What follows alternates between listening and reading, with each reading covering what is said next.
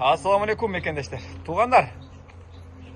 Диқан агабыздын элита афган койлору жана элита арашан койлору сатууга коюлду.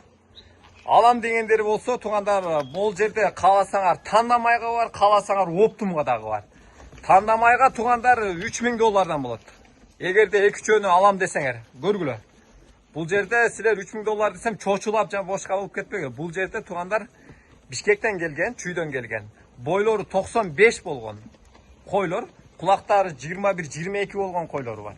Мындайча айтканда элита арашан койлор бар. Элита афган койлор бар тугандар. Чалып байланышка чыга бересиздер. Дүң алам десеңиздер дагы, тандамайга дагы бул жерден бар экен тугандар. Караңыздар. Өтө мыкты койлор. Азыр биз сиздерге мындай 1-2 афган коюн, мындай гибрид афган коюнда арашан менен афгандын ортосуна түшкөн койлор бар.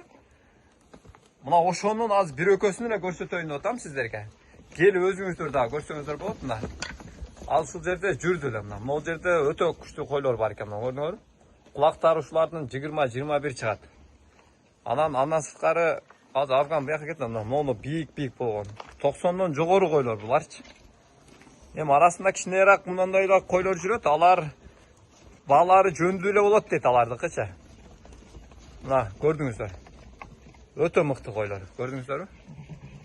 Машалла, жүнүнүн чистатасы. Мына мисалы мына афгандын фигурасын карагыла. Мына өтө бөлөк да. Куйруктары деле тике. Анан жүнүнүн тазалыгын көрүп атасыңар, кыл жүн да, шотка жүн деп коюшат го. Анын жанындагы мына пол афган койду көрүп атасыңар. Мына экөө тең арашан менен афгандын ортосуна түшкөн гибрид койлор деп коет ушуларды. Караңыздар. Мунун бою мисалы үчүн 93 чыгат экен. Көрдүңүздөрбү?